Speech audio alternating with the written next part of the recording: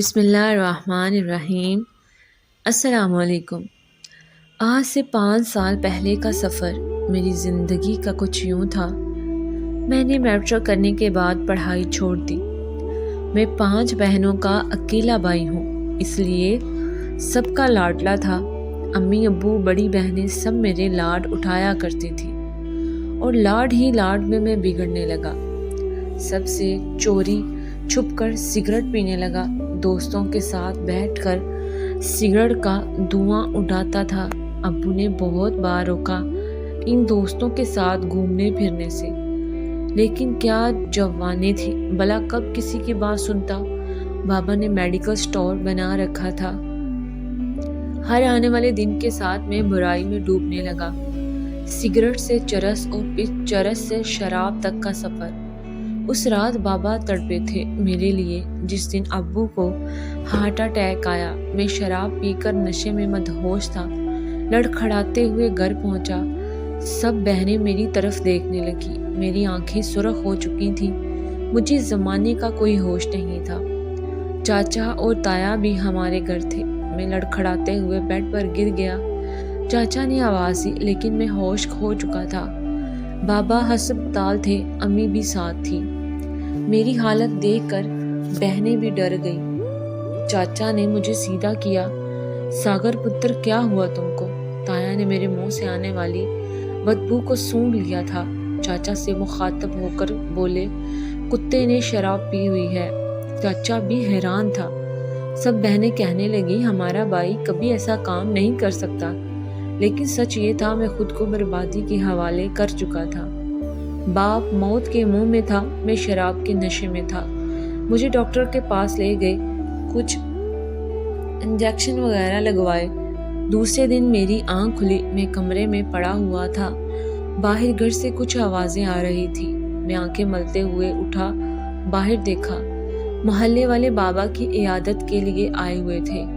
بابا کو فالج کا اٹیک ہوا تھا۔ وہ اب نہ چل سکتے تھے، نہ ہی اب اٹھ سکتے تھے۔ میں خود کو کوس رہا تھا۔ بابا کے پاس گیا۔ بابا کچھ بول بھی تو نہیں سکتے تھے۔ سب میری طرف حیرانگی سے دیکھ رہے تھے۔ بابا کے پاس بیٹھا، کچھ باتیں کی، لیکن بابا بول نہیں سکتے تھے۔ ماں اداس بیٹھی ہوئی تھی۔ شام کا وقت ہو چکا تھا۔ مجھے شراب پینے کی طلب ہونے لگی۔ میں بس کسی طرح بہانہ بنا کر گھر سے باہر جانا چاہتا تھا۔ ہلکا سا اندھیرا چھا گیا۔ میں دوستوں کے پاس پہنچا، شراب پی، رات کے 12 بجے گھر آیا۔ ہر روز کا یہ معمول ہونے لگا۔ چاچا اور تایا نے 1-2 بار مجھے بہت مارا بھی، لیکن میں اب نشہ نہیں چھوڑ سکتا تھا۔ بے بس ہو گیا تھا۔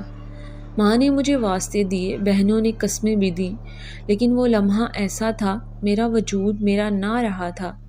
میں خود پر قابو نہ پا سکتا تھا۔ اب زندہ رہنے کے لیے نشہ کرنا ضروری تھا۔ گھر کے حالات خراب ہونے لگے۔ آخر چچا تایا بھی کتنے دن ہمارا بوجھ اٹھاتے۔ میری منگنی تایا کی بیٹی کے ساتھ ہوئی تھی جو MA کر رہی تھی۔ مجھے شرابی کہہ کر رشتہ ختم کر دیا گیا۔ آخر بھلا کون سا باپ اپنی بیٹی کسی شرابی کو دے سکتا ہے؟ گھر میں فاقے پڑنے لگے۔ میرے پاس نشے کے لیے پیسے ختم ہونے لگے۔ بڑی 2 بہنیں ایک پرائیویٹ اسکول میں ٹیچر کی جاب کرنے لگی۔ میری حالت قابل رحم ہو چکی تھی۔ ایک دن میں نشے کے لیے پیسے مانگ رہا تھا، لیکن ماں انکار کرتی رہی۔ مجھے جیسے پاگل پن کا دورہ پڑنے لگا۔ میں نے ماں کو دھکا دیا، امی دروازے کے ساتھ ٹکرائی، سر پھٹ گیا۔ بہن نے مجھے پیسے دیے اور گھر سے نکال دیا۔ سب مجھے گالیاں دیتے۔ میں شراب پی کر کہیں بھی گر جایا کرتا۔ میری ماں مجھے سہارا دے کر ڈھونڈ کر گھر لے آتی۔ کچھ لوگوں نے کہا اسے نشہ چھڑانے والے ادارے میں چھوڑ آؤ، لیکن امی مجھے خود سے دور نہیں کرنا چاہتی تھی۔ بہنیں میرا منہ دھویا کرتی، مجھے نئے کپڑے پہنایا کرتی، لیکن میں نشے کی لت میں ڈوب چکا تھا۔ خیر مختصر یہ کہ بہنیں، ماں سب ہمت ہار چکی تھی۔ بابا کی بیماری پہ کافی پیسہ خرچ ہو رہا تھا۔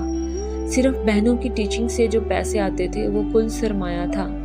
چاچا تایا نے ہمارے گھر آنا چھوڑ دیا۔ میں بے حال ہو رہا تھا۔ بابا شاید میرے غم میں آئے دن مزید بیمار ہوتے جا رہے تھے۔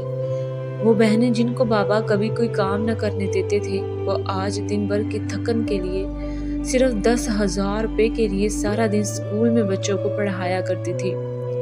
کسی نے کہا ساگر کی شادی کروا دیں، ہو سکتا ہے سدھر جائے۔ امی اور سب بہنوں نے اس کی مخالفت کی۔ ہم کیوں کسی کی بیٹی کی زندگی کو جہنم بنائیں؟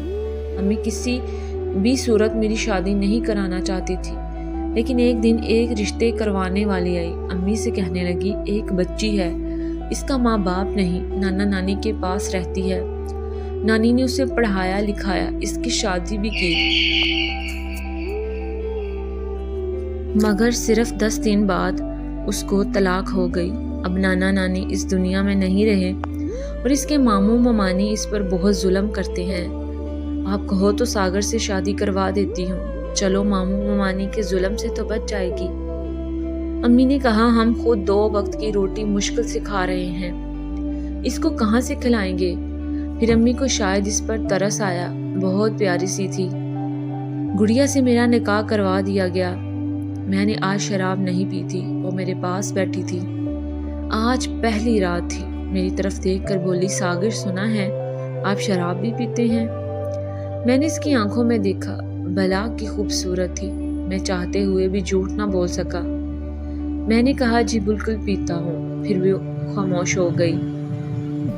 اس رات میں نے کوئی نشہ نہ کیا تھا۔ 2 دن تو نشے کے بنا گزر گئے، لیکن پھر وہی روٹین۔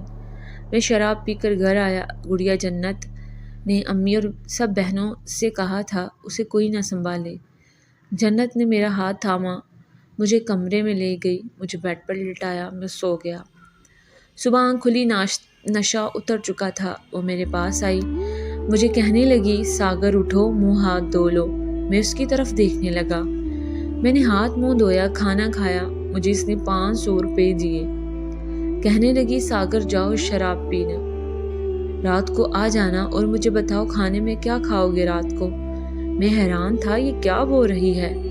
میں نے بھی بے شرموں کی طرح پیسے لیے چلا گیا۔ رات کو آیا وہی روٹین۔ دوسرے دن مجھے پیسے دیے اور گھر کے کام کرنے لگی۔ میں نے پوچھا، جنت تم ایسا کیوں کر رہی ہو؟ تم کیوں دیتی ہو پیسے مجھے؟